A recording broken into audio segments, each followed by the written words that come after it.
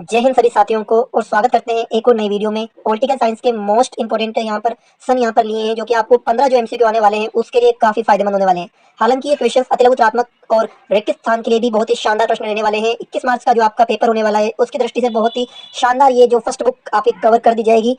हाँ, तो देखिएगा, जो इसमें पहला सन आपके है ये पहले पार्ट से जो यहाँ से लाइन उतर रही है ये डायरेक्ट आपके पहले पार्ट से आपके लिए गए हैं। मतलब एंड तक जो आपको दिखेगा, आपको खुद ही दिख जाएगा, आपने जो तैयारी करी होगी साल की जो तैयारी आपकी, उसमें दिख जाएगा आपको कि कौन सा पार्ट कौन से पे है। तो देखो पहला वाला जो है अपना वो है 1917 में जो रूसी क्रांति हुई थी, बोल्शेविक क्रांति जिसे आप कहते हैं। व्लादिमीर लेनिन इसके संस्थापक होते हैं। यूएसएसआर अस्तित्व में आता है ना, समाजवादी सोवियत गणराज्य अस्तित्व में आता है जो कि 1917 में। दूसरा जो है आपके 1979 का जो है यूएसएसआर ने अफगानिस्तान में हस्तक्षेप करा था। यहीं से भाई साहब इसकी अर्थव्यवस्था क्या हो गई थी, कमजोर हो गई थी, आपको याद रखना है।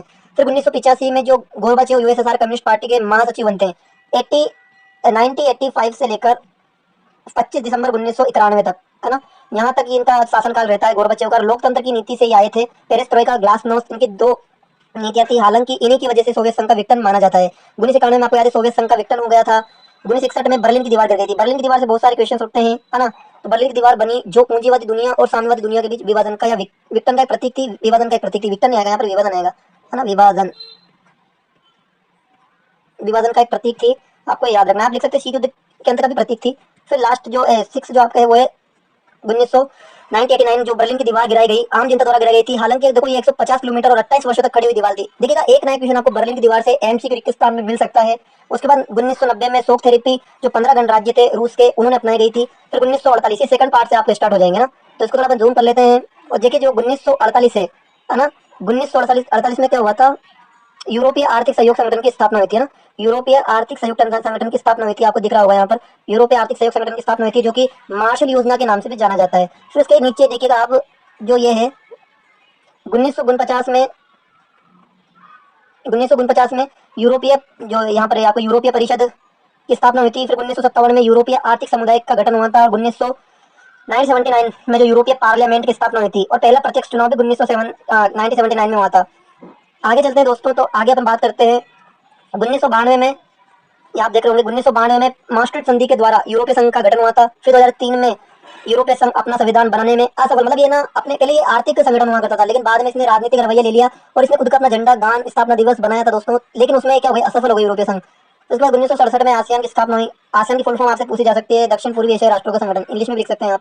1962 में भारत चीन युद्ध हुआ था, है ना। 1962 में क्या हुआ था, भारत चीन युद्ध हुआ था। इसमें भारत को करारी हार मिली थी। अक्साई चीन और नेफा जो अरुणाचल प्रदेश है वो हाथ से धोने पड़े थे, फिर वापस एंड में चल गई थी ये। हालांकि यहाँ की सरकार का रिदम तोड़ा था। फिर 1978 में मुक्त द्वार यानी ओपन डोर की नीति जिसे आप कहते हैं वो अपनाई थी चीन ने, और यहाँ से भाई बहुत तगड़ा विकास हुआ इनका। देंग शाओपेंग के द्वारा इन्होंने अपनाई गई थी। ये नाम याद रखना आप, देंग शाओपेंग। बहुत सारे बच्चे इसमें चाओ एन लाई कर देते हैं, लेकिन आपको देंग शाओपेंग ही करना है। उसके बाद 1949 चीनी क्रांति हुई थी, किसके नेतृत्व में हुई थी, माओ के नेतृत्व में हुई थी। 1973, है ना, 1973 में चाओ एन लाई ने 4 क्षेत्रों में आधुनिकरण का प्रस्ताव रखा था। वो 4 क्षेत्र कौन से हैं, कृषि, उद्योग और 2 क्षेत्र हैं, उनको आप देख लीजिएगा। फिर 1982 में चीन ने खेती का निजीकरण करा। 1998 में चीन ने उद्योगों का निजीकरण करा। और ये दोनों आपको याद होने चाहिए, मोस्ट इंपोर्टेंट है। 1982 में चीन ने खेती का निजीकरण और 1998 में चीन ने उद्योगों का निजीकरण करा था। फिर 2001 में बात करें तो चीन ने डब्ल्यूटीओ में शामिल, जो चीन जो था वो डब्ल्यूटीओ में कब शामिल हुआ था, विश्व व्यापार संगठन में कब शामिल हुआ, 2001 में। 1957 में रोम संधि हुई थी। इस रोम संधि के मध्य से यूरोपीय आर्थिक समुदाय यानी ईईसी व यूरोपीय एडमी ऊर्जा, है ना, यूरोपीय एडमी ऊर्जा का समुदाय का गठन हुआ था 1957 में। 1990 जून 979 का जो साल था, ये साल यूरोपीय संसद के लिए प्रथम, देखो मैंने आपको बताया था नीचे भी, प्रत्यक्ष चुनाव यानी प्रथम चुनाव अगर यूरोपीय संघ में हुए थे तो वो इसी दशक में हुए थे, मतलब इसी साल में हुए थे, 79 में। आपको याद होना चाहिए। आगे बढ़ते हैं अपन। ये फर्स्ट बुक के हैं भैया, आपको याद होने चाहिए, यानी फर्स्ट बुक के ही हैं ये। सेकंड बुक के अगर आपको चाहिए तो आप कमेंट कर दीजिएगा। 1960 में सिंधु नदी जल समझौता हुआ था, है ना। अब रुकिए, देखिए, हाँ, 1960 में सिंधु नदी जल समझौता हुआ था। 1966 में ताशकंद समझौता हुआ था। और जो 1960 में नदी जल समझौता हुआ था, इसमें भारत की ओर से थे एलबीएस यानी लाल बहादुर शास्त्री, और पाकिस्तान से अयूब खान। और जो 1966 में ताशकंद समझौता हुआ था, इसमें भी भारत और पाकिस्तान के बीच होता है। उज्बेकिस्तान की राजधानी होती है ताशकंद, जिसमें भारत की ओर से लाल बहादुर शास्त्री और अयूब खान यानी जनरल अयूब खान पाकिस्तान से थे। 1972 में इंदिरा गांधी और बेनजीर अली भुट्टो के बीच शिमला समझौता होता है, आपको याद होना चाहिए। 1985 में सार्क का गठन हुआ था, यानी दक्षिण भी आप इसे कह सकते हैं, जो कि south Asian association for regional corporation, आपको याद होना चाहिए। 1985 में इसका गठन हुआ था। इसमें भाई पहले 7 देश हुआ करते थे, लेकिन 8वां देश कौन था, अफगानिस्तान, जो कि 2007 में बनता है, आपको याद होना चाहिए। उसके बाद 1971 में बांग्लादेश स्वतंत्र हुआ, है ना, ये भारत की वजह से हुआ था। और इस समय भाई गरीबी हटाओ नारा भी चला था, आपको याद होना चाहिए। इंदिरा गांधी इस समय प्रेसिडेंट पीएम थी, सॉरी। 1998 में परमाणु परीक्षण भारत में हुए थे। मई 1974 और मई 1998 में भारत ने 1998 में दूसरा परमाणु परीक्षण पोखरण में करे थे और पाकिस्तान ने भी करा था चगाई की पहाड़ियों में कुछ दिनों बाद। फिर 24 अक्टूबर 1945 को संयुक्त राष्ट्र संघ स्थापना दिवस हुए थे, है ना। जून 2006 में इजराइल ने लेबनान पर हमला करा था, ये भी आपको याद होना चाहिए। फिर 30 अक्टूबर 1945 को भारत यूएनओ का सदस्य शामिल हो गया।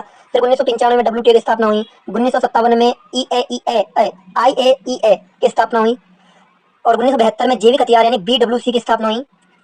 1992 में, ये दोनों आपको याद होने चाहिए। 1992 में भाई रासायनिक हथियार संधि हुई यानी CWC केमिकल वेपन्स कन्वेंशन। 1972 में आपके एंटी बैलिस्टिक मिसाइल संधि हुई थी यानी ABM, इसमें भाई घातक मिसाइलों पर रोक लगाई गई थी। 1968 में देखो तो आप परमाणु अप्रसारण संधि हुई थी NPT, जिसे आप कहते हैं, आपको याद भाई BM मोस्ट है NPT, यहाँ से क्वेश्चन हर बार उठते हैं NPT से, है ना, तो NPT आपको याद होनी चाहिए। 1974 यानी लास्ट अपना पहला परमाणु परीक्षण भारत का हुआ था और दूसरा ये रहा भाई, ये यहाँ पर दूसरा हुआ था इसमें 1998 में। दोनों मई में हुए थे और कहाँ पर हुए थे? पोखरण में।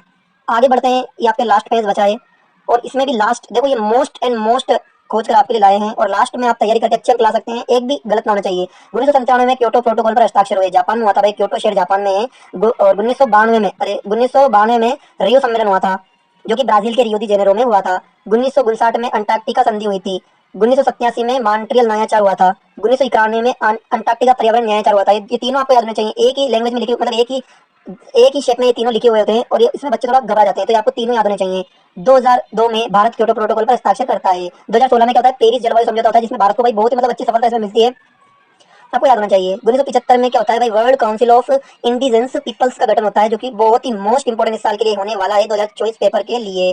फिर दिसंबर 2007 में पर्यावरण संरक्षण सम्मेलन, है ना, मतलब बाली में होता है। बाली कहाँ है? ये बाली इंडोनेशिया में है, वहाँ पर होता है 2007 में। और लास्ट है अपना 1991 में भारत में नई आर्थिक नीति की शुरुआत हुई थी, जो कि अच्छे से आपको याद होने चाहिए। तो मोस्ट अपन ने यहाँ पर कितने मोस्ट 52 यहाँ पर अपन ने मोस्ट यहाँ पर अपन ने फर्स्ट बुक के कवर करे हैं। अगर आपको सेकंड बुक के चाहिए तो आप कमेंट में कर दीजिएगा, मैं बना दूंगा। और कैसी लगी वीडियो? अगर आपको वीडियो अच्छी लगती हो तो लाइक करें और चैनल पर अगर आप नए हो तो उसको सब्सक्राइब करें, जिससे आपको आगे भी इससे अच्छी वीडियो मिल सके।